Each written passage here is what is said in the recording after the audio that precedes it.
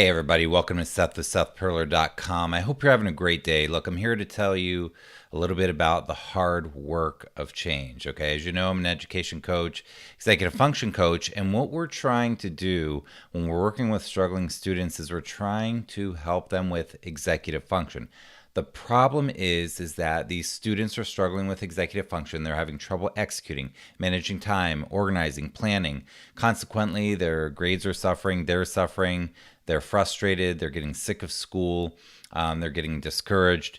And the problem with all of these struggles is one thing: it interferes with their launch. It interferes with their ability to launch an independent, happy, and successful adult life. These are called failure to launch kids. And obviously, you don't want your child to be a failure to launch kid. You want them to have the executive function and the self-esteem and the willingness to be able to launch a great future. You don't want your child to have a mediocre future. You don't want them to be okay. You want them to really have a rich, happy, meaningful, engaged future. So the problem is that they struggle with these things and they have to change, and change is extremely difficult. What are we changing? Really, what we're changing is habits, and habits are the hardest things to change for you parents and teachers too who are watching, and obviously for the kids. Changing habits for me and for you as adults is incredibly difficult. It is even more difficult to try to help a child change their habits. So we are an outside force trying to get in there, trying to help them do what needs to be done so that they can change their habits for their own future well-being when it interferes with their own present tense desires, their desire to not do certain homework assignments, or their desire to play video games or do things that are distractions that are preventing them from having a long-term, a great future in the long term. So what is the hard work of change about?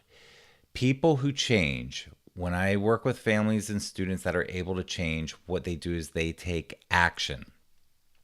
And they don't take big action, they take tiny steps over and over and over. Of course, a lot of times there's giant action, but that's not what sticks. What sticks is they take small actions over and over, and imperfect action. They keep moving forward. They take baby step after baby step after baby step.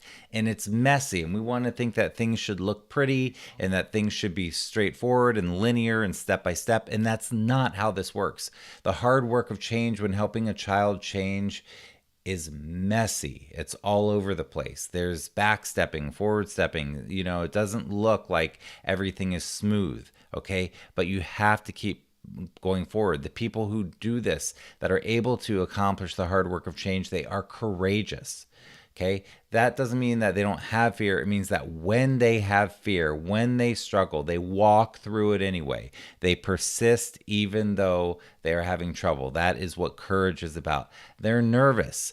They don't know what the outcome is going to be. They don't necessarily have faith in the outcome because they don't know that change can happen. They're putting their faith in us. We're the adults, and we're the ones who have to give them that secure base to get through that anxiety and stress and nervousness. They're going to stumble. That's part of change. People who change stumble a lot. Now, the good news is that this change is not rocket science. I think there are three main components to helping these students change. One, in a practical way, is that they need systems. They need systems that work for their brains, not systems that were designed by the system. I'm not talking about the school system. I'm talking about systems for organization, for planning, for doing their homework, for homework routines, for things like that. They need systems that work for their brain, okay? They need great systems, and they're not going to be immediately in place. It takes time to implement those systems. But number one, they need systems. I can't express that enough. Number two, they need the right mindsets. They have to have a growth mindset, a positive mindset, a mindset that they can change, that even if they feel negative and pessimistic and hopeless, they have to have times when they put that aside and say, you know what? That was a rough day. That was a rough hour. That was a rough test. That was a grade that I'm not happy with, whatever it is. But they have to have mindsets to say, but I'm moving forward anyway, but I can do this, but I'm going to get better. And for us as adults, we can obviously help them to perpetuate positive mindsets, but we also can model very negative limiting mindsets. And when adults are showing their own limiting mindsets about themselves, that teaches kids that they should do that. So it's the hard work of change isn't just for the students, but we have to change our mindsets too about ourselves and live it, because they model us, okay? And then the third thing that they need, the people who change, the people who work, and this, I know I'm reiterating this concept, but is persistence, tenacity. They keep going. They just keep moving forward. They keep moving forward. They keep going. They persist. So again, the three things are: one, they need great systems, the right systems for their brain, for their personality, for their learning style. Two, they need mindsets, positive mindsets, growth mindsets, abundance mindsets, mindsets that are not limiting, mindsets that are not holding them back. And three, need persistence. Move forward, move forward, move forward. Don't give up. Don't give up. This is the time in the semester that things are falling apart. Okay, this is the pattern. It's the dip. If you watch my stuff, you know about the dip. This is the time. It's mid-October and the dip is in full force. Your child very likely has C's, D's, and F's all over the place.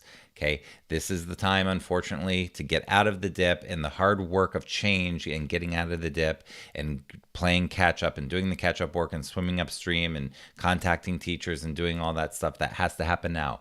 Don't give up. Just because the dip is happening doesn't mean it can't end. It's just keep moving forward, baby step by baby step. Every micro, tiny success counts. Every little success counts. Keep moving forward. Good luck to you.